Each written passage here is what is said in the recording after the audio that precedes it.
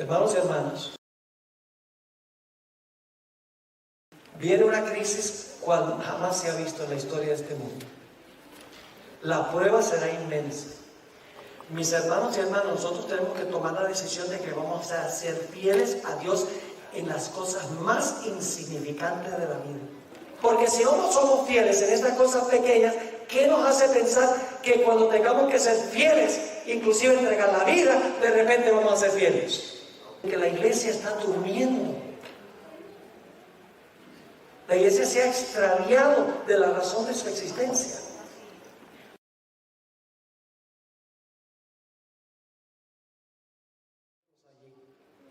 Vamos a buscar en nuestra Biblia una parábola de Jesús. Lucas 18 y el versículo 1 al 8. Lucas 18, 1 al 8. Se conoce como la parábola del juez injusto. No me gusta ese nombre. En realidad es la parábola de la viuda persistente, mejor nombrada. Es una ilustración de los puntos que trazábamos esta mañana, los 6 comunes denominadores. Ahora, esta parábola se aplica a todas las épocas, en forma general, pero se aplica especialmente a los últimos días. Y usted dice, ¿cómo sabemos, pastor, que esta parábola se aplica especialmente al final de la historia? Sencillamente porque antes de la parábola, inmediatamente antes de la parábola, Jesús está hablando de su segunda venida. Habla de los días de Noé y luego de los días de Lot. Luego viene la parábola. Y termina la parábola diciendo, cuando venga el Hijo del Hombre, hallará fe en la tierra.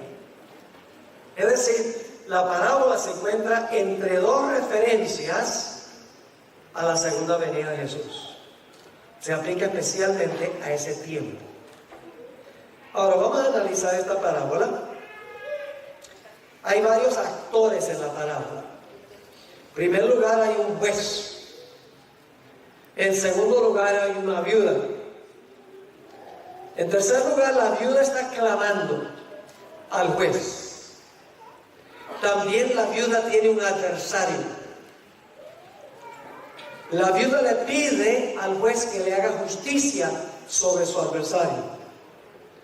Pero el juez se demora en responderle.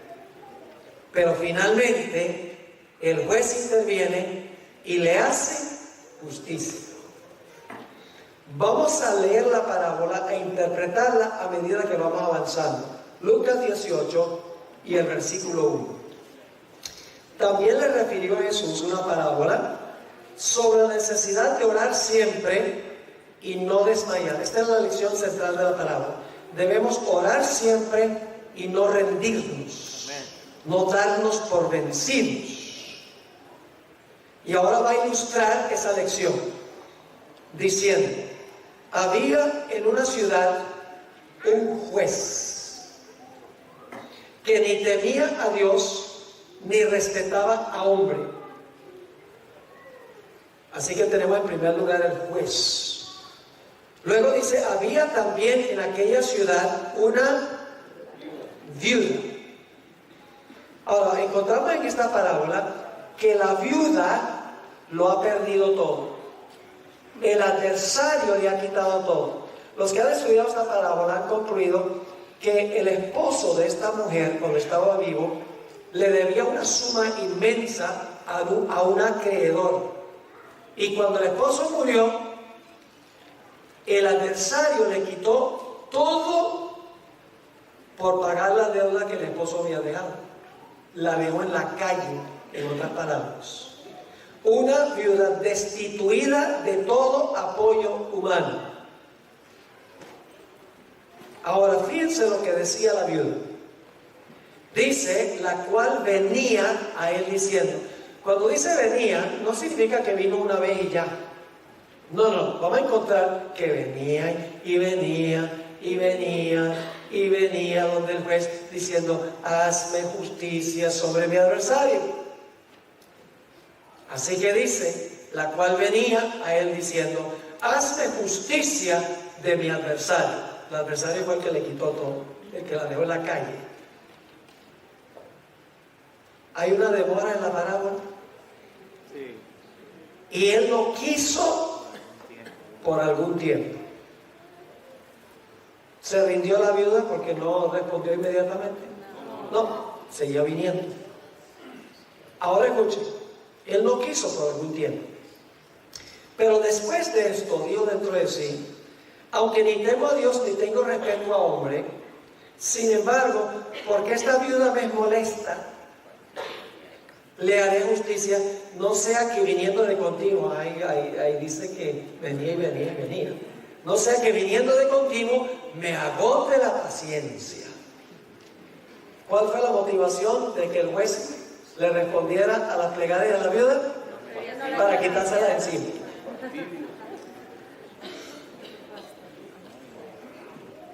Pero finalmente le hizo ¿qué? Le hizo justicia. Por la razón equivocada, pero después de la demora le hizo justicia. Ahora, ¿qué representa esta parábola?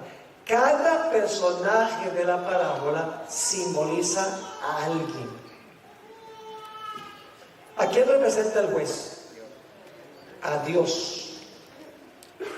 ¿A quién representa la viuda? Los escogidos al final de la historia. Lo vamos a ver en un momento. Yo pregunto, ¿qué representa una mujer simbólicamente? La iglesia. ¿Una mujer pura es una iglesia qué? Pura. ¿Una mujer ramera es una iglesia que se ha prostituido? ¿Qué representa una mujer viuda? Representa una iglesia que lo ha perdido todo. No, apostató. Ha perdido todo apoyo humano. No tiene dónde caerse muerta. Yo pregunto, ¿eso va a pasar con el pueblo de Dios al final de la historia? Los fieles en la iglesia van a perder todo apoyo humano, casas, carros, dinero en el banco, la libertad, todo lo va a perder. Son representados por la viuda. Ya lo vamos a ver. ¿Quién es el adversario al que le quita todo al pueblo de Dios? Satanás. La palabra adversario aquí no es una palabra muy común en el Nuevo Testamento, es la palabra antidicón. Se usa solo 3 veces en el Nuevo Testamento.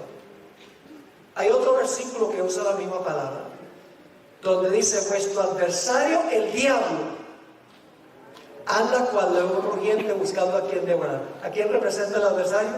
¿Quién le va a quitar todo al pueblo de Dios? Satanás. ¿Y qué va a hacer el pueblo de Dios?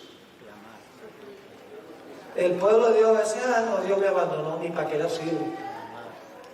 No.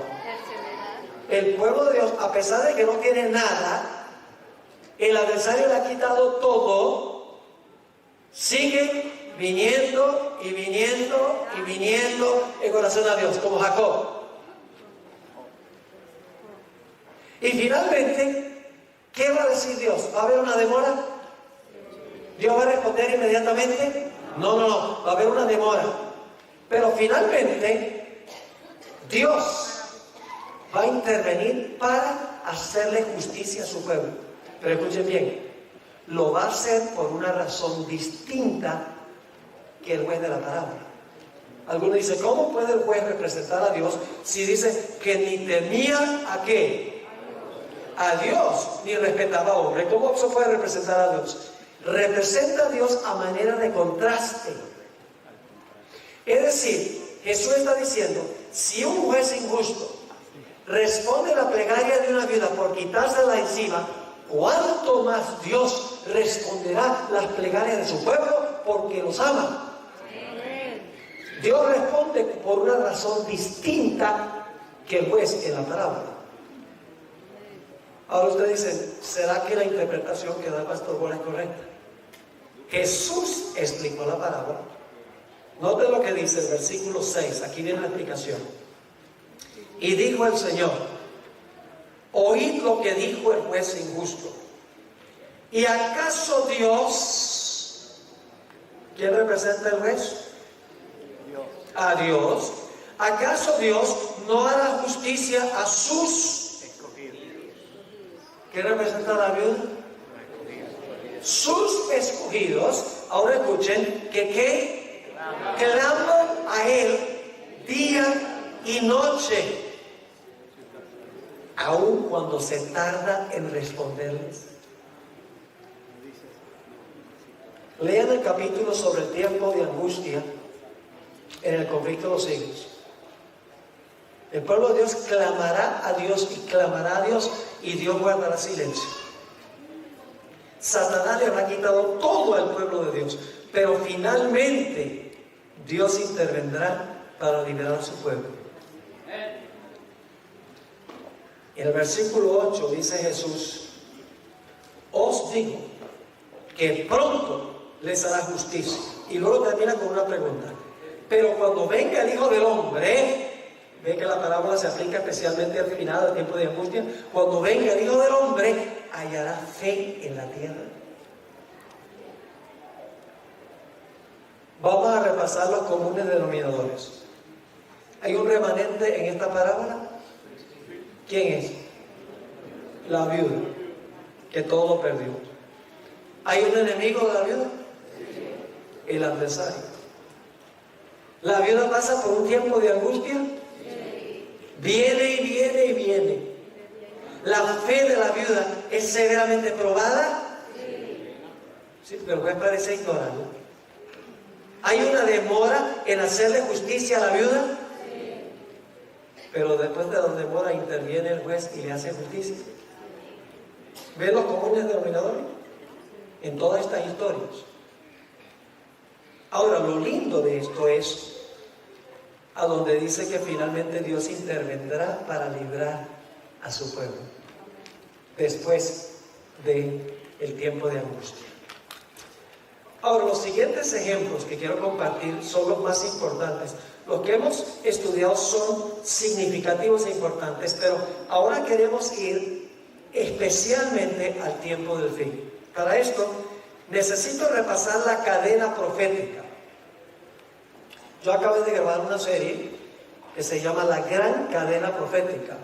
Está en YouTube, la pueden ver, donde trazo la cadena de las profecías desde Babilonia hasta el fin. La cadena empieza con ¿qué reino? Babilonia, luego Persia, luego Grecia, luego el imperio romano. Luego, ¿qué pasa con el imperio romano?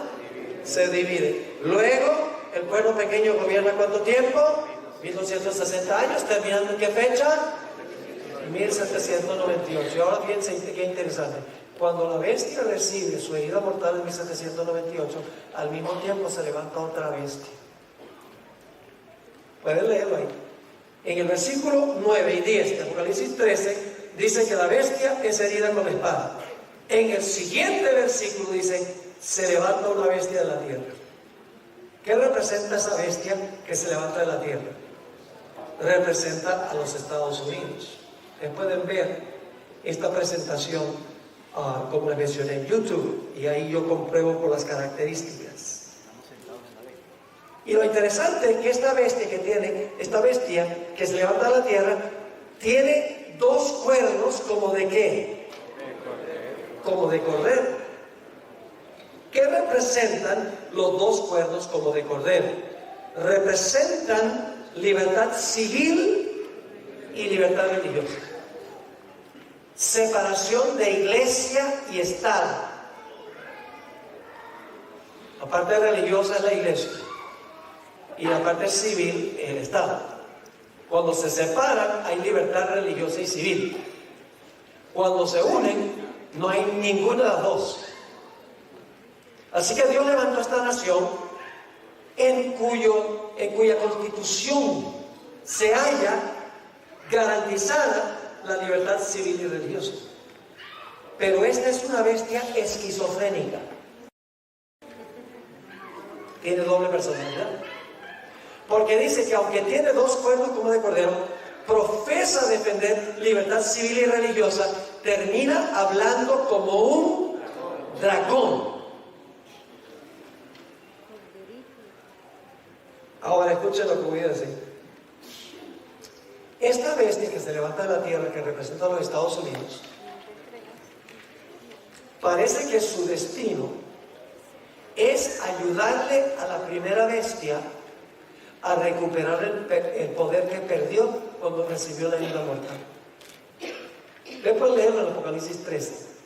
A pesar de que tiene estos dos cuernos, libertad civil y religiosa, la descripción que se da es que esta bestia de la tierra va a repudiar lo que representa los dos cuernos y va a hablar como un dragón. Es decir, le va a devolver el poder a la primera bestia, al poder papal.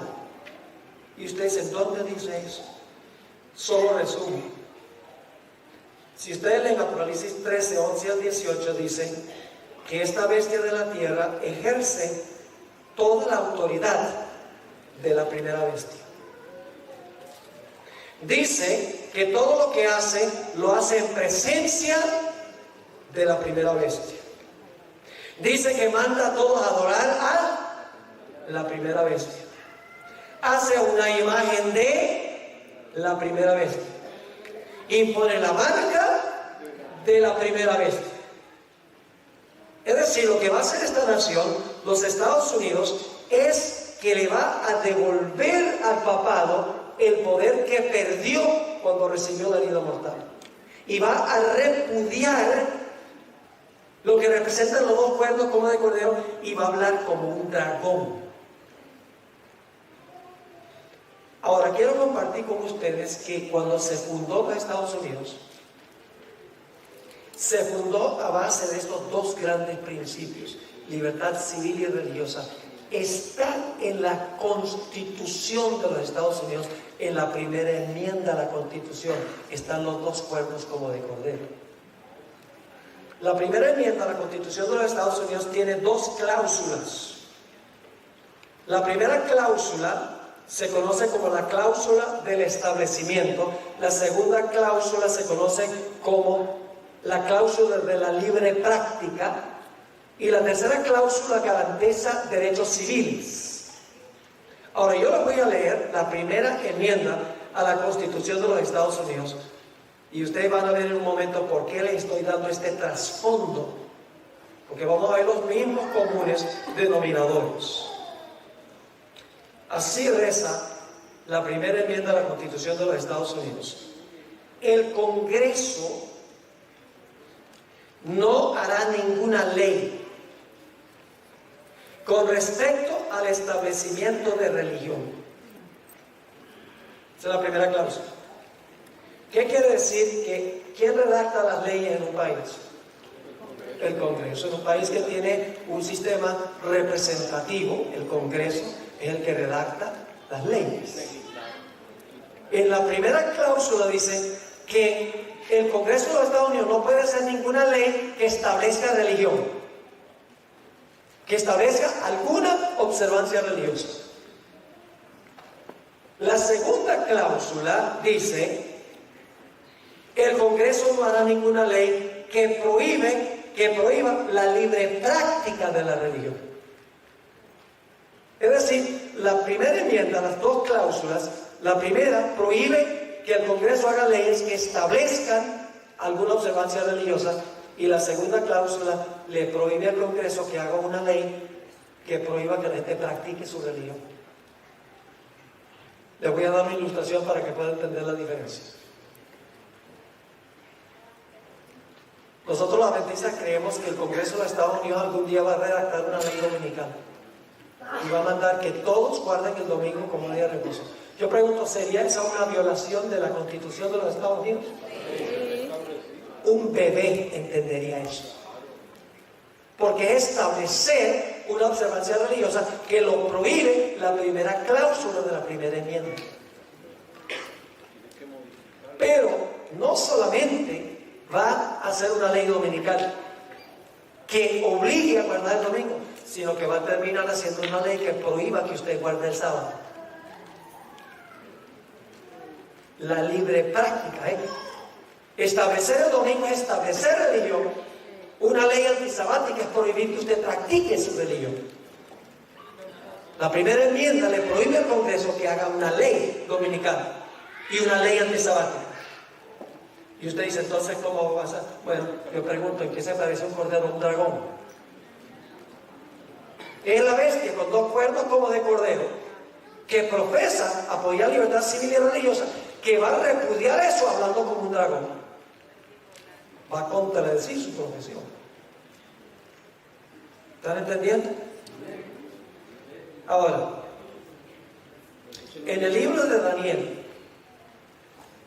tenemos, dicho sea de paso, antes de ir al libro de Daniel, la tercera cláusula de la primera enmienda garantiza libertades civiles. Las primeras dos cláusulas, libertad religiosa. El Congreso no puede hacer una ley que establezca religión, ni puede hacer una ley que prohíba que la gente practique su religión. La tercera cláusula de la primera enmienda garantiza libertades civiles. Se lo voy a leer. El Congreso no hará ninguna ley que coarte la libertad de expresión. La libertad de expresión es un derecho civil. Ni la libertad de prensa, de la prensa, una libertad civil. O el derecho que tiene el pueblo de reunirse pacíficamente, es un derecho civil. Y de pedirle al gobierno que se les haga justicia. ¿Usted tiene derecho de pedirle al gobierno que le haga justicia? ¿Cómo no? Pero ahora escuchen lo que va a pasar. Cuando se haga la ley dominical y una ley antisabática, ¿habrá para el pueblo de Dios libertad de expresión? ¿Cómo pueden lanzar la ley sin cambiar la Constitución? Es que no van a cambiar la Constitución. Lo que van a hacer es violarla. Porque mientras tiene los dos cuernos, habla como dragón. No se quiebran los cuernos para luego hablar como dragón. Todavía tiene los dos cuernos, pero habla como dragón. Por eso digo, una bestia esquizofrénica. Yo pregunto, cuando se haga la ley dominical y se prohíbe la observancia del sábado, ¿la gente, el pueblo de Dios va a poder reunirse libremente el sábado?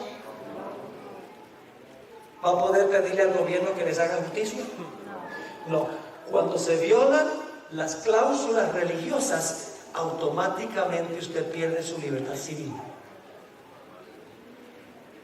Por eso los fundadores de los Estados Unidos sabían lo que estaban haciendo.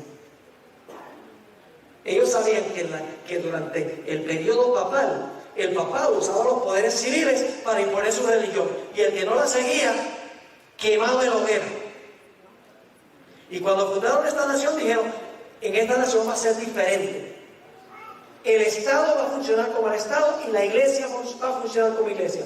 Libertad civil y libertad religiosa.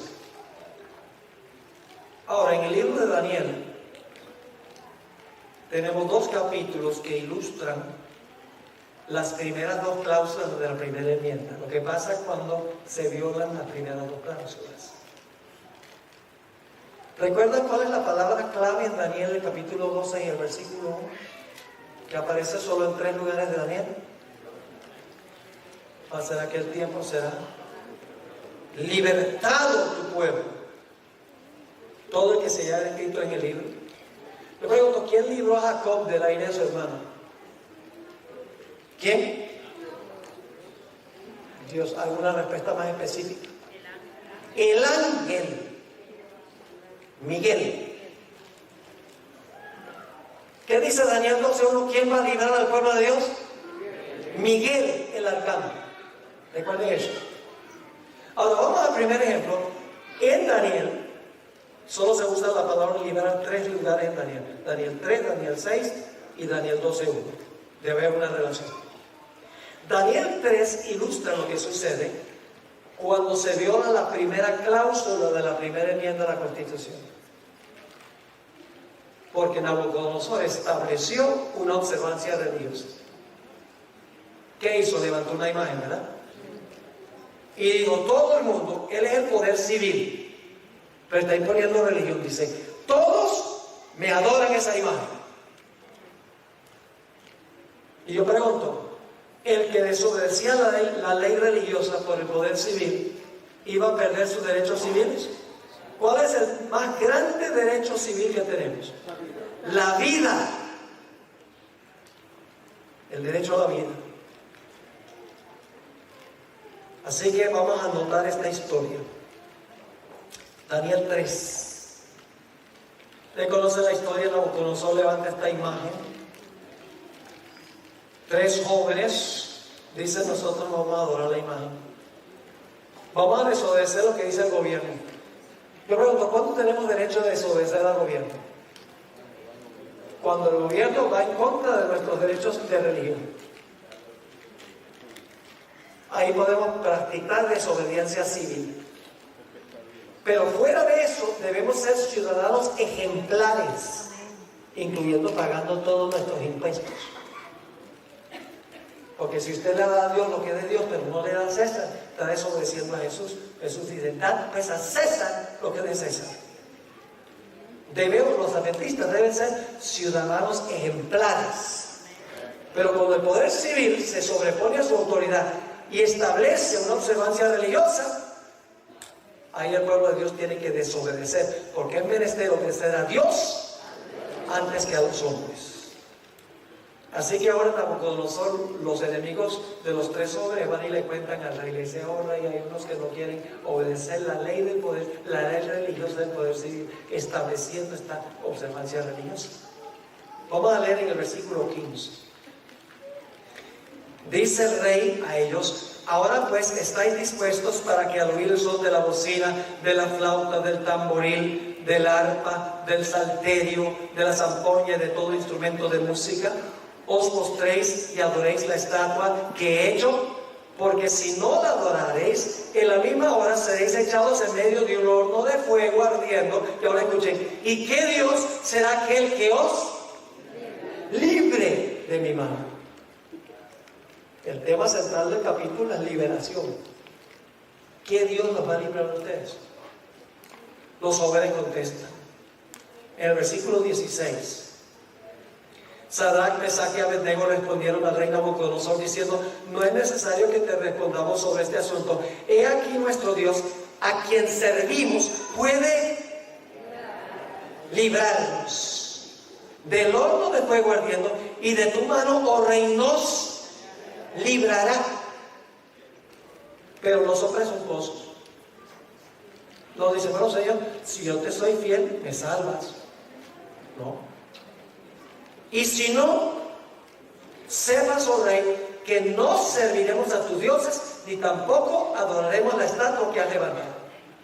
Punto final. Amamos más a Dios que nuestra propia vida. Estamos dispuestos a morir por Él. Así va a ser la generación final. Es una lealtad inquebrantable, una fidelidad inquebrantable. La generación final se va a distinguir por una lealtad a Dios que ni la muerte puede romper. Así que el rey, como dicen los puertorriqueños, se enfogonó.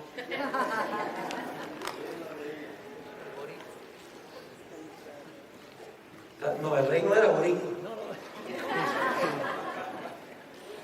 Noten el versículo 25. Y él dijo, ahora miren el horno y ven 4. Dice: he aquí, yo veo 4 varones sueltos que se pasean en medio del fuego sin sufrir ningún daño, y el aspecto del cuarto es semejante, las versiones dicen, al hijo de los dioses. Mala traducción. Es al hijo de Dios. Y claro, la gente pregunta: ¿cómo sabía el rey el aspecto del hijo de Dios? La hermana me dice: porque Daniel y sus amigos le habían contado cómo era el ángel de Jehová. Y él lo entendió. Porque ya él había conocido a los jóvenes en el capítulo 1. Así que ¿quién entró al horno para salvarnos? Jesús. Pero ahora viene un detalle muy interesante, no lo pierdan. Versículo 28. Dice en el versículo 28: entonces Nabucodonosor dijo: bendito sea el Dios de ellos, de Sadrach, Mesach y Abednego, que envió su ángel. ¿Ve? Lo libró el Hijo de Dios. ¿Pero quién era el Hijo de Dios? el ángel. ¿Cuál ángel? Miguel. Esa historia ilustra en miniatura lo que va a pasar al final de la historia, cuando se levante Miguel. Ahora, nota lo que sigue diciendo. Entonces Nabucodonosor dijo: bendito sea el Dios de ellos, de Sadrach, Mesach y Abednego, que envió su ángel y libró a sus siervos que tuvieron fe, que confiaron en él y que no cumplieron el edicto del rey y entregaron sus cuerpos antes que servir y adorar a otro Dios que es su Dios. ¿Qué sucede cuando el poder civil impone religión? Persecución en esta historia. La primera cláusula, la primera enmienda dice que el Congreso no hará ninguna ley que establezca religión. Aquí tenemos un ejemplo de lo que pasa cuando se establece religión. Viene persecución. Ahora, Nabucodonosor, al final de esta historia, hace un decreto. Es un decreto ilegítimo. El rey no entendió lo que Dios estaba tratando de enseñarle.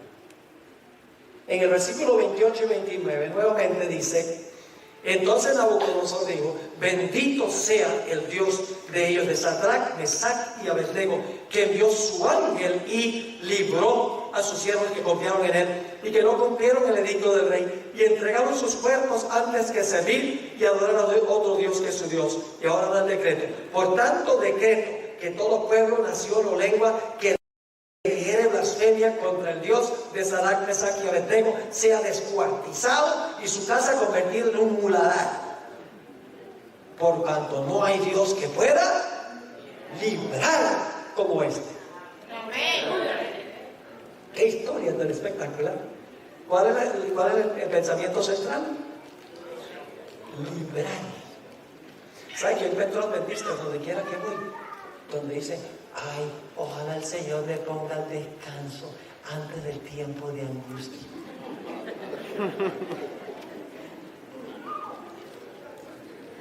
Eso es medio egoísta. Ay, no, yo no voy a poder resistir ese tiempo. Así que, Señor, ponme a descansar primero. ¿Usted se imagina lo que será el privilegio de vindicar la verdad de Dios en medio del peor periodo de la historia del mundo? Pararse por Dios, aun cuando se trate de entregar la vida por el Señor. Testimonio poderoso. No hay Dios que pueda librar como este. Claro, el rey no entendió que el poder civil no podía tampoco mandar a todos a adorar al Dios verdadero. El poder civil no le puede decir a la gente que adore a un Dios falso ni que adore a uno verdadero, porque el poder civil no está para establecer religión. Era ilegítimo que el rey diga: si alguien blasfema al Dios de Israel, lo vamos a cortar en pedacitos y le vamos a demoler la casa. Ilegítimo. Ahora quiero que notemos la segunda historia. Vaya, dicho sea de paso, ¿están todos los comunes denominadores en esta historia? Sí. ¿Hay un remanente fiel? ¿Tienen enemigos? ¿Pasan por un tiempo de angustia?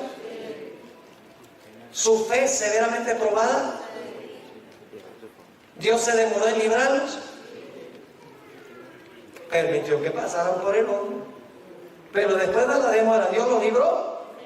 Ven, todos estos cuadros del tiempo de angustia son paralelos. Ahora, hay otra historia en Daniel que ilustra lo que sucede cuando el poder civil prohíbe que usted practique su religión. La historia de Daniel 6, la segunda cláusula de la primera enmienda. Vamos a Daniel 6 y el versículo 5. Daniel tenía enemigos. No le gustaba Daniel porque era un hombre recto, un hombre leal, fiel al rey. Así que ellos preparan una trama. Dice en el versículo 5: entonces dijeron aquellos hombres: no hallaremos contra este Daniel ocasión alguna para acusarle, si no la hallamos contra él en relación con ¿qué? Con la ley de su Dios. ¿Cuál es el punto de contención? La ley. Y vamos a encontrar que también la adoración. Así que estos hombres, enemigos de Daniel, van al rey y convencen al rey que dé un decreto, una ley que no se podía revocar. Los medo-persas, las leyes no se podían revocar. Noten el versículo 6. Entonces estos gobernadores y sátrapas se juntaron delante del rey y le dijeron así: Rey Darío, vive para siempre. Todos los gobernadores del reino, magistrados, sátrapas, príncipes y capitanes han acordado por consejo que promulgues un decreto real y lo confirmes, que cualquiera que en el espacio de 30 días demande petición de cualquier dios u hombre fuera de ti, oh rey, sea echado en el foso de los leones. Y el rey está diciendo: esta gente sí me quiere a mí. Engañaron al rey. ¿Sabe que este es un tema recurrente que recurre en las historias de la Biblia? Yo pregunto, en los días de Esther, ese es nuestro próximo ejemplo. Los días de Esther, ¿Amán engañó al rey? Al final de la historia, ¿el papado va a engañar a los reyes de la tierra? ¿Qué pasó cuando el rey descubrió que lo estaban engañando? Donde antes dio el decreto contra Daniel, ahora mandó a matar a todos los que lo engañaron. ¿Qué pasó en los días de Esther? ¿Qué pasó con los que prepararon la trama? El rey se enfogonó con ellos y los acabó. Y en Apocalipsis dice que los reyes que fornicaron con la ramera aborrecerán a la ramera y la harán desolada, desnuda. Y dice: la quemarán con fuego y comerán sus carnes. Una forma de decir que van a estar bien bravos con ella, porque fornicaron con ella. Hoy en día los gobernantes del mundo, en las Naciones Unidas, 193 naciones, cuando vino el Papa en septiembre, y cuando dio su discurso sobre el cambio climático y la pobreza, óigame, por varios minutos, todos los gobernantes del mundo se levantaron y le dieron un rotundo aplauso. Dice: este hombre es maravilloso, qué sistema maravilloso, pero no se dan cuenta que los está engañando. Y cuando se despierten, ay, Apocalipsis dice que aborrecerán a la ramera. Así que el rey dice: bueno, estos me quieren mucho. ¿Y qué hace? Hace una ley. Pero ahora escuchen bien, es una ley distinta que la de Nabucodonosor. Porque ¿qué es lo que está haciendo el rey? Está prohibiendo que Daniel practique su religión. No está diciendo hay que orar de esta manera, sino que está diciendo no puedes orar. ¿Ven la diferencia? Y entonces Daniel oye que se dio un decreto y que él ahora no puede practicar su religión por edicto del poder civil. ¿Y qué hace Daniel? Daniel dice: bueno, yo me voy a mi casa, a mi cuarto. ¿Para qué enojar al rey? Voy a cerrar las ventanas. No fue políticamente correcto. Dice en el versículo 10: cuando Daniel supo que el edicto había sido firmado, entró a su casa y, abiertas las ventanas de su cámara que daban hacia Jerusalén, se arrodillaba. ¿Tiene que ver con la adoración esto también? Se arrodillaba 3 veces al día y oraba y daba gracias delante de su Dios, como lo solía hacer antes. ¿Desobedeció la ley? ¿Desobedeció la ley del poder civil? ¿Tenía derecho de hacerlo? Sí, porque la ley civil estaba prohibiendo que él practicara su religión, que es la segunda cláusula de la primera enmienda, ilustrada. Así que el rey ahora se entristece y dice que todo el día procuró conseguir una forma de salvar a Daniel y no pudo. Así que lo echó al foso de los leones. Y quiero que notemos lo que dice, empezando en el versículo 14 del capítulo 6. Cuando el rey oyó el asunto, le pesó en gran manera y resolvió, ¿cuál es la siguiente palabra? Librar. Resolvió librar a Daniel y hasta la puesta del sol trabajó para librarle. ¿Ven? Daniel 3, Daniel 6 y Daniel 12:1. Estas historias ilustran lo que va a pasar en Daniel 12:1. Pero aquellos hombres rodearon al rey y le dijeron: sepas, oh rey, que es ley de Media y de Persia, que ningún edicto u ordenanza que el rey confirme pueda ser abrogado. Entonces el rey mandó y trajeron a Daniel, le echaron en el foso de los leones. Y el rey dijo a Daniel: el Dios tuyo, a quien tú continuamente sirves, Él te libre, porque yo no puedo. Y fue traída una piedra y puesta sobre la puerta del foso, la cual selló el rey con su anillo y con el anillo de su príncipe, para que el acuerdo acerca de Daniel no se alterase. Luego el rey se fue a su palacio y se acostó ayuno, ni instrumentos de música fueron traídos delante de él, y se le fue el sueño, le dio un sueño toda la noche. El rey pues se levantó muy de mañana y fue apresuradamente al foso de los leones, y acercándose al foso llamó a voces a Daniel con voz triste y le dijo: Daniel, siervo del Dios viviente, el Dios tuyo, a quien tú continuamente sirves, ¿te ha podido librar de los leones? Entonces Daniel respondió al rey: oh rey, vive para siempre. Mi Dios envió su...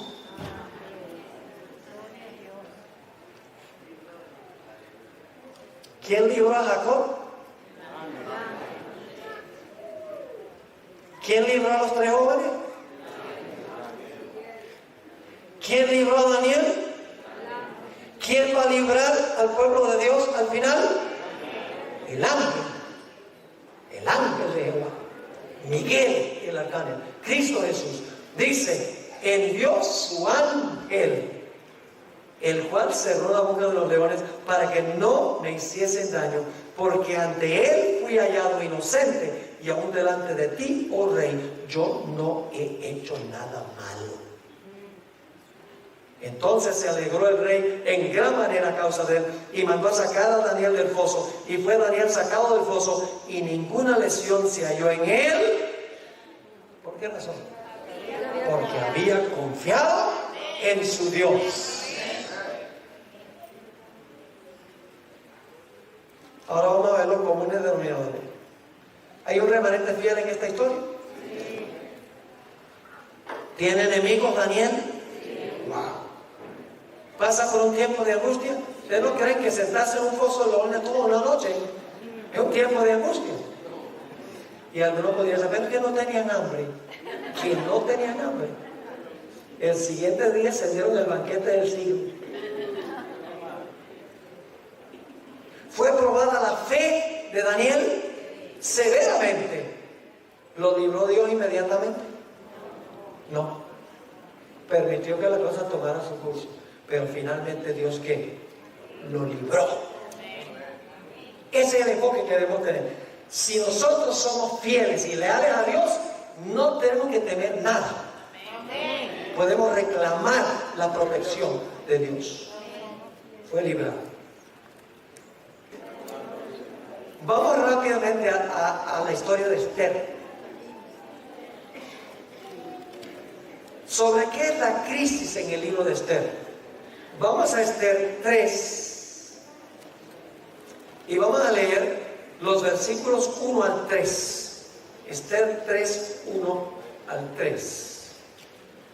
Dice: después de esta cosa, el rey Asuero engrandeció a Amán, hijo de Amadata, Agageo, y lo honró, y puso su silla sobre todos los príncipes que estaban con él. Y todos los siervos del rey que estaban a la puerta del rey, ¿qué hacían? Se arrodillaban y se inclinaban ante Amán. Y la hermana me dice que no era por respeto, era un acto de adoración.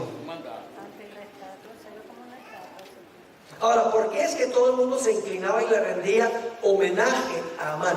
Dice: porque así lo había mandado el rey. ¿Ese mandato del rey fue legítimo de que todo el mundo adorara a Amán? No, porque el poder civil no puede imponer una ley de adoración. Eso es establecer religión. Dice: pero Mardoqueo ni se arrodillaba ni se humillaba. Y los siervos del rey que estaban a la puerta preguntaron a Mardoqueo: ¿por qué traspasas el mandamiento del rey? Este es un conflicto entre la ley de Dios y la ley del hombre.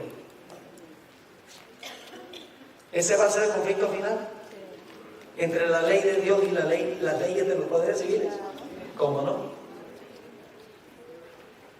Dice la sierva del Señor, el testimonio para la iglesia, tomo 5, página 425, dice: el edicto persa brotó de la malicia de Amán hacia Mardoqueo, no porque Mardoqueo le hubiese hecho daño, sino porque se negaba a mostrarle la reverencia que pertenece solamente a Dios. Es decir, que inclinarse era un acto de reverencia, no era solo así como hacen los japoneses, una señal de respeto.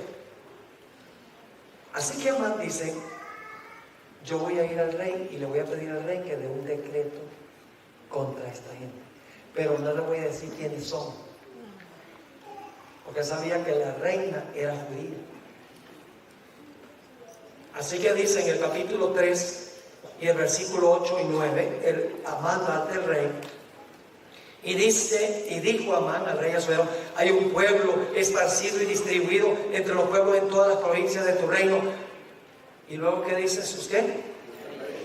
Sus leyes son diferentes a las de todo pueblo y no guardan las leyes del rey. ¿Cuál ley era que estaban desobedeciendo? La ley de adoración que había dado el rey. No obedecen las leyes del rey. Y al rey nada le beneficia dejarlo vivir. Si place al rey, decrete que sean destruidos. Y yo pesaré 10,000 talentos de plata a los que manejan la hacienda para que sean traídos a los tesoros del rey. Un decreto de muerte. Porque no se obedecía la ley de adoración que había dado el rey. Ahora yo pregunto, ¿en esta historia hay un remanente fiel? Mardoqueo. ¿El remanente tiene enemigos? ¿Pasa el pueblo por un tiempo de angustia? Noten Esther 4, 1 al 3 y van a ver el tiempo de angustia.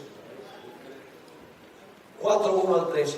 Luego que supo Mardoqueo todo lo que se había hecho, rasgó sus vestidos, se vistió de cilicio y de ceniza y se fue por la ciudad clamando con grande y amargo clamor, y vino hasta donde la puerta del rey, pues no era lícito pasar adentro de la puerta del rey con vestidos de cilicio, y en cada provincia y lugar donde el mandamiento del rey, su decreto llegaba, tenían los judíos gran luto, ayuno, lloro y lamentación. Cilicio y ceniza era la cama de muchos. ¿Pasaron por un tiempo de angustia? Me da la impresión de que sí. Dios se demoró en librarnos. Lean el libro. Tienen que pasar una serie de eventos. Y durante todo ese tiempo hay un decreto de muerte contra los judíos. Pero yo pregunto, al final de la historia, Dios intervino para librar a su pueblo. Permítame leer esta cita de la hermana White. Testimonio para la iglesia, tomo 5, página 425, dice: el decreto que ha de proclamarse contra el pueblo de Dios será muy similar al que promulgó Asuero contra los judíos en el tiempo de Esther. Es decir, es una historia simbólica del tiempo del fin. Sigue diciendo: el edicto persa brotó de la malicia de Amán hacia Mardoqueo, no porque Mardoqueo le hubiese hecho daño, sino porque se negaba a mostrarle la reverencia que pertenece solamente a Dios. La decisión del rey contra los judíos fue obtenida con falsas declaraciones, por calumnias contra ese pueblo peculiar. Satanás inspiró el plan a fin de desarraigar de la tierra a aquellos que preservaban el conocimiento del verdadero Dios. Pero sus maquinaciones fueron derrotadas por un poder contrario que reina entre los hijos de los hombres. Los ángeles, que son poderosos en fortaleza, fueron comisionados para que protegiesen al pueblo de Dios, y las maquinaciones de sus adversarios recayeron sobre sus propias cabezas. Ahora escuchen esto. El mundo protestante de hoy ve en la pequeña compañía que guarda el sábado un Mardoqueo a la puerta. Su carácter y su conducta, que expresan reverencia por la ley de Dios, son una reprensión constante para los que han desechado el temor de Jehová y están pisoteando su sábado. De alguna manera hay que deshacerse del molesto intruso. La historia de Esther se va a repetir a nivel global. Ahora, el mejor ejemplo de todos, de estos comunes denominadores, está en la experiencia de Jesús. El remanente sería ¿quién? Jesús. Estamos hablando ahora al final de su vida. Al final de su vida tuvo enemigos Jesús que querían acabar con él. Mejor dicho, Satanás, Judas, Herodes, Pilato, los dirigentes judíos, el Sanedrín, se reunían todos los enemigos contra Jesús. Pero pregúntale, ¿el Señor Jesucristo pasó por un tiempo de angustia? Wow. En el Getsemaní y en la cruz.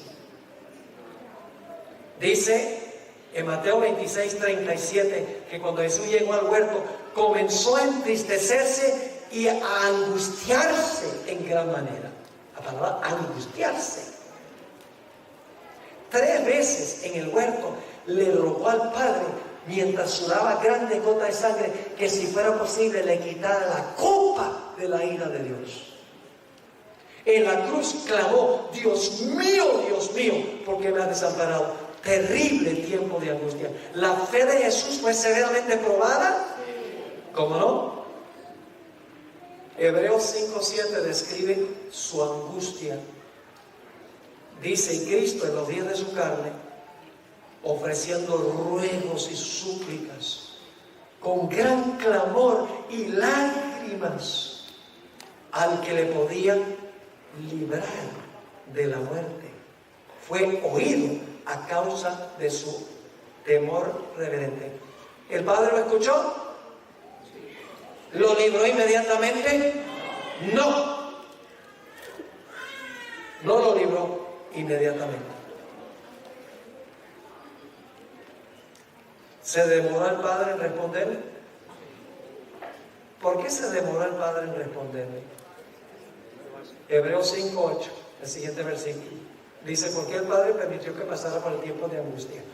Dice: y aunque era hijo, por lo que padeció, aprendió la obediencia. ¿Qué vamos a aprender mientras pasemos por ese tiempo? A obedecer. Aunque tengamos que entregar la vida, aprenderemos a obedecer por lo que padecemos. Ahora, lo interesante es que Jesús no fue librado inmediatamente, porque murió. Y se sintió desamparado cuando murió, porque lo último que dijo en la cruz fue: Dios mío, ¿por qué me has desamparado? Padre, en tus manos encomiendo mi espíritu. Parece que el Padre no le contestó. Se sintió desamparado. Dios lo libró. Ahora escuchen esta cita de la hermana White. No se encuentra en español, está en una revista para los jóvenes que se llama Youth Instructor, mayo 2, 1901. Dice la sierva del Señor: aquel que murió por los pecados del mundo debía permanecer en la tumba por el tiempo establecido. Estaba como prisionero de la justicia divina en esa prisión pedregosa y era responsable ante el juez del universo. ¿Eso era qué? Prisionero de la justicia divina, porque estaba llevando los pecados del mundo. Era responsable ante su Padre, ante el juez del universo. Y luego dice: estaba llevando sobre sí los pecados del mundo y solo su Padre lo podía soltar. Y yo sé que algunos están pensando: pero la Biblia dice que Jesús mismo se resucitó. ¿Cómo así que el Padre solo lo podía soltar? Lo que pasa es que la gente no lee la última frase de los versículos que están pensando. Vamos a Juan 10, 17 y 18. Juan 10, 17 y 18. un texto que ha sido mal comprendido. Pero la gente dice, Jesús se resucitó en mí. Al tercer día salió del sepulcro. ¿Pero por qué? Si era prisionero de la justicia divina, ¿quién era el único que lo podía soltar? Su Padre. Lo leímos ya en el escrito que decía. Noten Juan 10, 17 y 18. Jesús dice, por eso me ama el Padre, porque yo pongo mi vida para volverla a tomar. Nadie me la quita, sino que yo de mí mismo la tomo. Tengo poder, esa es una mala traducción. Hay una palabra poder en griego que es dunamis, de donde viene la palabra dinamita. Esa no es la palabra de aquí. Aquí es la palabra exousia, que significa autoridad. Yo tengo autoridad para ponerla y tengo autoridad para volverla a tomar. ¿Por qué es que Jesús tenía autoridad para ponerla y para volverla a tomar? Aquí está la frase que la gente nunca lee. Este mandamiento recibí de mi Padre. Le voy a explicar lo que pasó. Muy temprano, el primer día de la semana, descendieron 2 ángeles del cielo. Lo describe la sierva del Señor. Un ángel quitó la piedra y se sentó encima de la piedra. El otro ángel se paró delante del sepulcro. ¿Cuáles fueron las últimas palabras de Jesús en la cruz? Padre, en tus manos encomiendo mi espíritu. Ahora el Padre lo va a llamar. Y el ángel, con una voz potente que sacudió la tierra, dijo: oh Hijo de Dios, tu Padre te llama. Y Jesús salió del sepulcro por la vida que estaba en él, pero por permiso de su Padre. Salió con la vida que estaba en él, pero el Padre tuvo que soltarlo del sepulcro. Y Jesús salió del sepulcro y dijo: yo soy la resurrección y la vida. El Padre lo libró, aunque se demoró en librar. El mayor ejemplo de lo que va a pasar el pueblo. ¿Y saben algo? Les voy a leer una cita de la hermana Pérez donde dice que nosotros vamos a repetir lo que pasó con Jesús. Escuchen esta cita. Me da piel de gallina cuando yo leo esto. No aparece en español, está en Review and Herald, abril 14, 1896. Dice la sierva del Señor: las fuerzas de las tinieblas se unirán con agentes humanos. ¿Quiénes son las fuerzas de las tinieblas? Satanás y sus ángeles. Se van a unir con agentes humanos que se han entregado al control de Satanás. Ahora escuchen esta parte. Y se revivirán las mismas escenas que ocurrieron cuando Jesús fue juzgado, rechazado y crucificado. ¿Captaron lo que está diciendo? Luego dice esto: al entregarse a las influencias satánicas, los hombres se transformarán en demonios. Y aquellos que fueron creados a imagen de Dios, los que fueron formados para honrar y glorificar a su Creador, se convertirán en habitación de dragones.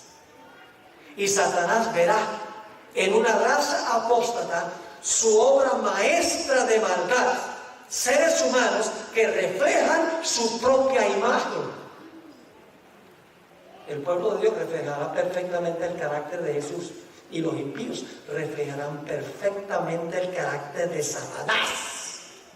Por eso se va a repetir esta historia. Entonces, ¿qué tenemos que hacer nosotros? Lo que hacía Jesús. Tenemos que formar esa relación íntima con Jesús a través de la oración, el estudio de la palabra y trabajar por Jesús. Es lo que hacía Jesús. Por eso tenía una relación estrecha con su Padre. Ahora vamos a nuestro último ejemplo. La historia de Job. Y he dejado esto de último con un propósito muy especial. Les voy a contar la historia. Abuelo de paja. Un día vienen los hijos de Dios a presentarse delante de Jehová. Y entre ellos aparece ¿quién? Satanás. Y Dios le dice a Satanás: ¿de dónde vienes? Dice: de rodear la tierra y andar por ella. Es decir, vengo de supervisar mi territorio.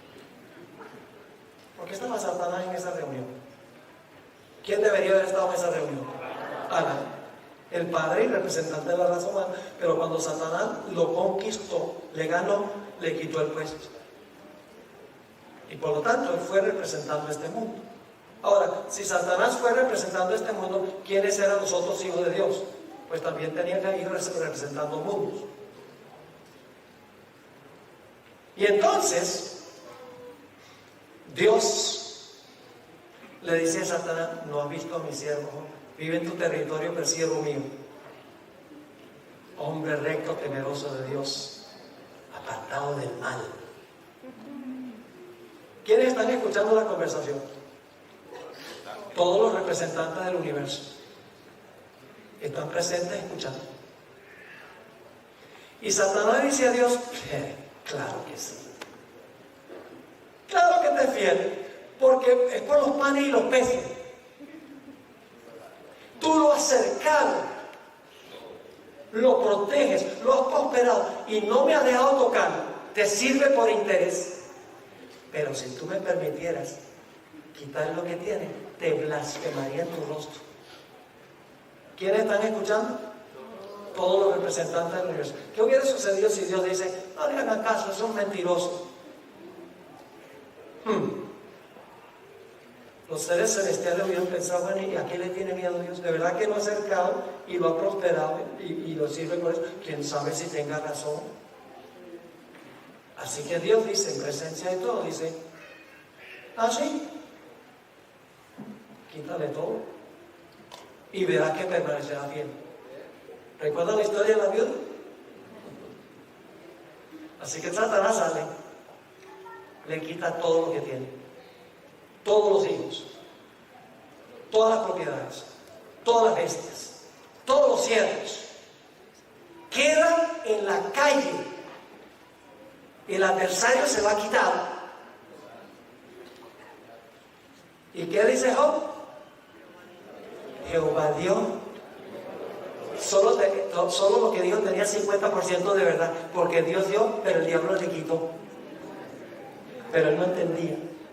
Dios dio y Dios quitó. Alabado sea el nombre de Jehová. ¡Ah! Y el jurado celestial dice: Dios tenía razón. Job sirve a Dios no por interés, sino porque ama a Dios. Aun cuando pierde todo, es leal a Dios. Aleluya, están cantando en el cielo. Viene otro día, se aparecen otra vez los hijos de Dios y entre ellos Satanás. Dios le dice a Satanás: ¿de dónde vienes? De rodear la tierra y de andar por ella. Y Dios dice con un orgullo sano, dice: ¿no has visto a mi siervo Dios? Mi siervo, que aunque me incitaste contra él, aún conserva su integridad. ¡Ah! Dice Satanás, en presencia de todos los representantes del universo. Dice: claro que sí, porque no me dejaste tocarlo a él. Pero si tú me dejaras tocarlo a él, te blasfemaría en tu rostro. ¿Qué pasa si Dios hubiera dicho: no, en casa son mentirosos? Y ustedes se dieron cuenta que perdió todo y todavía es real. Hubieran permanecido duros. Así que Dios le dice a Satanás: ah, sí, tú dices que me sirve por interés y no por amor. Haz lo que tú quieras con él, solo que no le quite la vida. Pues si le quita la vida, la prueba se acabó. Yo pregunto: ¿cuántos de los miembros del pueblo de Dios se van a morir durante el tiempo de angustia? Ni uno. Pero todos lo van a perder los hijos de Dios. Todos lo van a perder, pero no van a morir. Así que Satanás sale y busca en su laboratorio la peor enfermedad que podía conseguir. Dice que le dio una sarna maligna desde la punta de la cabeza hasta la planta del pie. Y era tan terrible que tenía que rascarse con una teja, desfigurándose el cuerpo. Y Job dice que no pecó contra Dios, conservó su integridad. Pero ahora ha perdido sus posesiones, ha perdido sus hijos, ha perdido sus siervos, ha perdido sus bestias, ha perdido su salud. Y ahora la esposa dice: Job, tú todavía eres fiel a Dios. Vaya Job, maldice a Dios y muérete. Instrumento de Satanás. Y dice Job, hablas como las mujeres fatuas. ¿Acaso Dios no nos puede impartir el bien y el mal también? Él no entendía en este momento. En un momento le voy a decir por qué no entendía. No sabía quién estaba causando el mal. Porque esta reunión se realizó en el cielo y él no sabía lo que estaba pasando allá. Pero en el tiempo de angustia nosotros sabemos quién es, porque tenemos estas experiencias y no tendremos excusa. Cuando el pueblo de Dios pierde todo. Entonces, ahora vienen los 3 amigos de Job para consolarlo. Y el jurado celestial está viendo lo que está pasando. ¿Será que Job de verdad va a abandonar su alianza a Dios? ¿Será posible? ¿O será que Job, aun cuando le vengan puros males, todavía va a ser leal a Dios? Vienen los 3 amigos a consolarlo y se convierten en sus acusadores. Job ha perdido todo. Pero ¿saben cuál es lo más triste? Que él siente que ha perdido también a su mejor amigo, Dios. Desde el capítulo 3 hasta el capítulo 38, Job clama en su tiempo de angustia a Dios. Le dice, ¿por qué? Explícame por qué está pasando esto. Si yo soy tu hijo, yo era fiel a ti, usaba mis bienes para beneficiar a los necesitados. No entiendo por qué me está pasando. ¿Por qué te has volcado contra mí? Si yo te amo. Yo sé que si tú permitieras que yo fuera tu trono, hay mucho lenguaje legal en el libro. Esto en realidad es un juicio. Porque hay testigos, hay un acusador, hay un defensor, hay un acusado. Es decir, es un juicio que se está realizando. Se ilustra lo que pasa en el juicio investigador.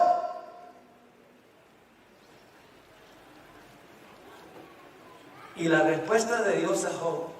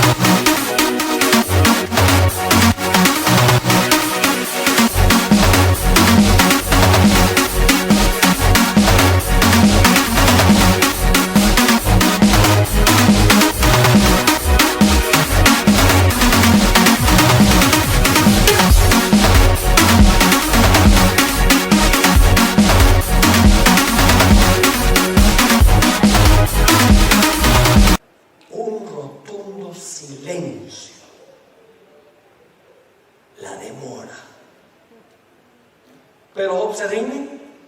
No, sigue viniendo y aunque me matare, aún en él confiaré. Yo sé que mi Redentor vive.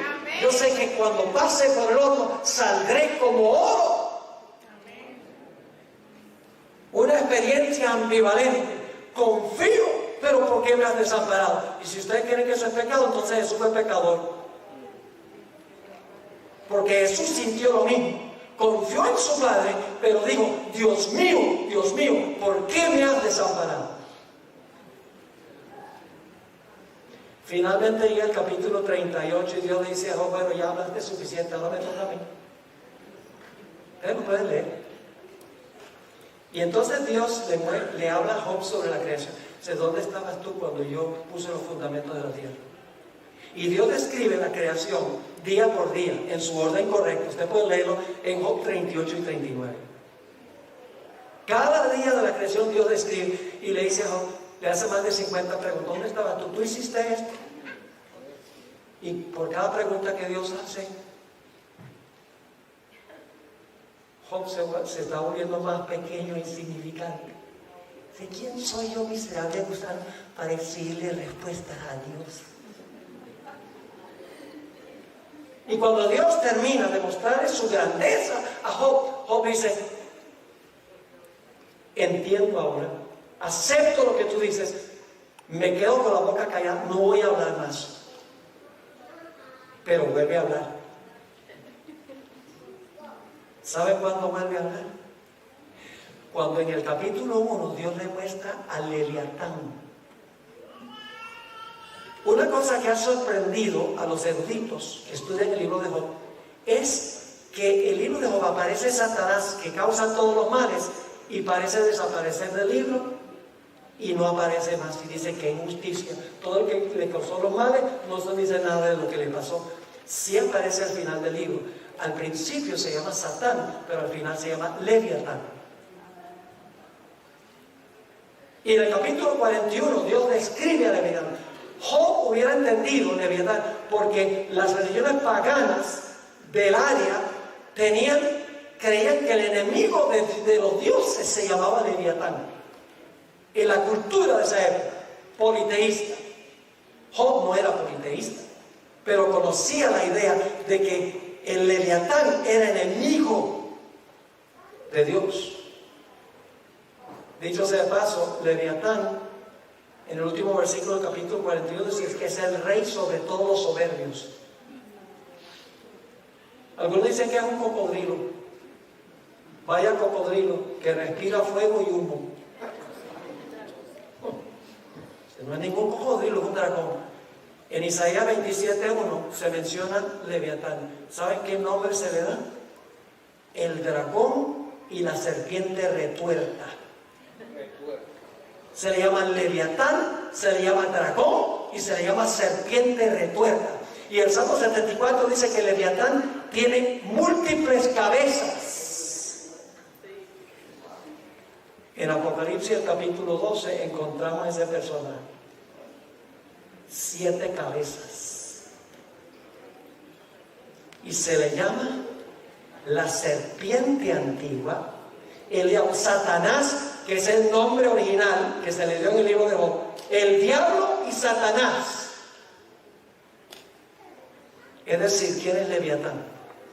Satanás. Así que cuando Dios le muestra Leviatán a Job, Job dice, ahora sí entiendo que me estaba causando mal. No es Dios, es Satanás. Y entonces ahora Job dice, Señor, ¿me permites hablar de nuevo? Y para hacer una larga historia corta, Job dice al final de la historia, dice, de oídas te había oído, pero ahora mis ojos te ven. Ahora entiendo, dice Job. Y se arrepintió en saco y ceniza. No se estaba arrepintiendo del pecado, sino que se estaba arrepintiendo de haber cuestionado a Dios por lo que le había sucedido. No falló, porque Dios lo recompensó con el doble de lo que tenía antes. Yo pregunto, ¿en esta historia hay un remanente? ¿Hay enemigos? ¿Hay un antídicon? Oh, el diablo. ¿Pasa Job por un tiempo de angustia? ¿La fe de Job es severamente probada? ¿Dios se demora en responderle? Pero finalmente Dios interviene y lo libra. Exactamente. ¿Por qué permitió Dios que Job pasara por su experiencia? Por 2 razones. Uno, para consumir todo lo que lo ataba a este mundo. Para purificar y refinar su carácter. Para quemar toda la escoria en su carácter. Por eso Job dijo en el capítulo 23 y el versículo 10, cuando me hubiere probado, saldré como oro. Así que él entendió que esta experiencia de agonía fue para refinar su carácter. Pero hubo una segunda razón, y era para enseñarle una lección al universo.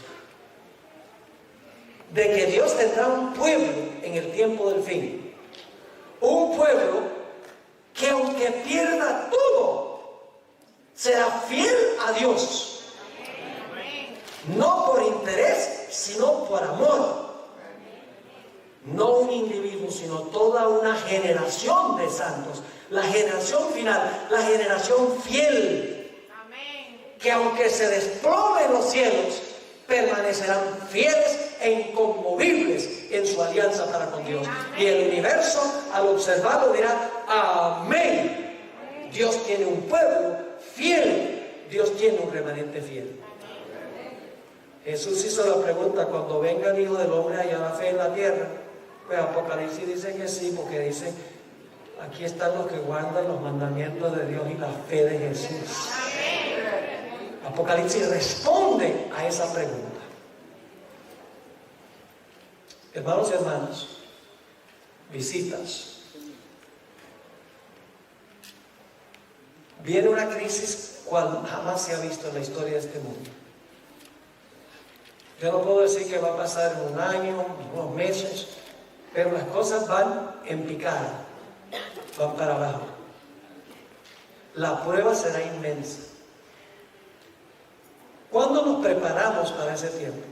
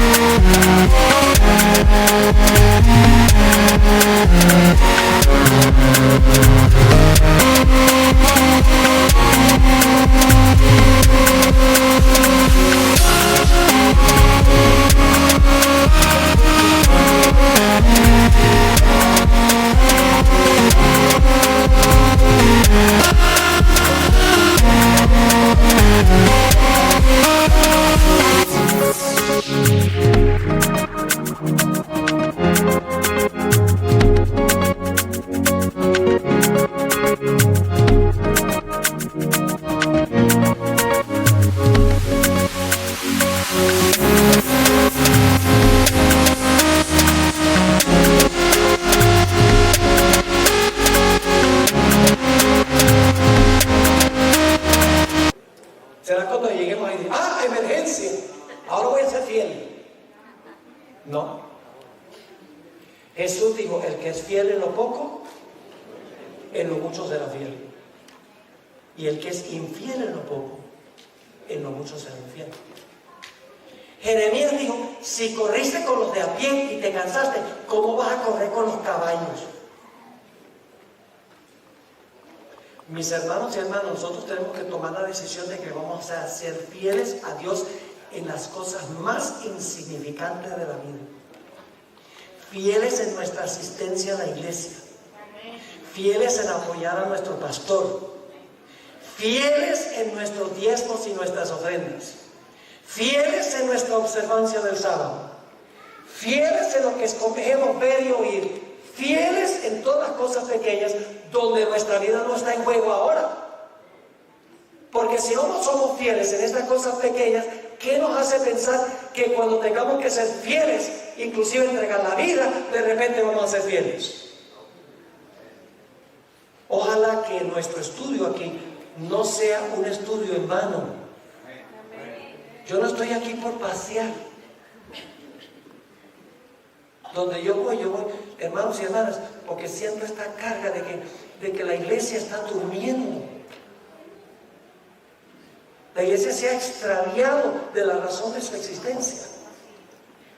Y tenemos que recuperar el rumbo. Tenemos que saber que estamos viviendo en los últimos días. Hay que proclamar los mensajes de los 3 ángeles. Hay que desarrollar ese carácter que va a pasar victoriosamente por ese tiempo. Tenemos que ponernos serios con el Señor. Esa es mi carga. Que seamos esa clase de gente. ¿Ustedes quieren ser esa clase de gente? ¿Quieren ponerse de pie? Yo voy a tener una oración. Gloria a Dios. No nos vayamos y por 2 días estamos todos animados y luego volvemos a lo mismo. No. Vamos con disciplina, temprano en la mañana, a meternos en la Biblia y a orar al Señor, y cuando tengamos la oportunidad, a hablarle a otros sobre el maravilloso Dios que nosotros tenemos. Vamos a eso. Vamos a ganar victorias increíbles en nuestra vida. Oremos. Padre, gracias te damos por estas historias.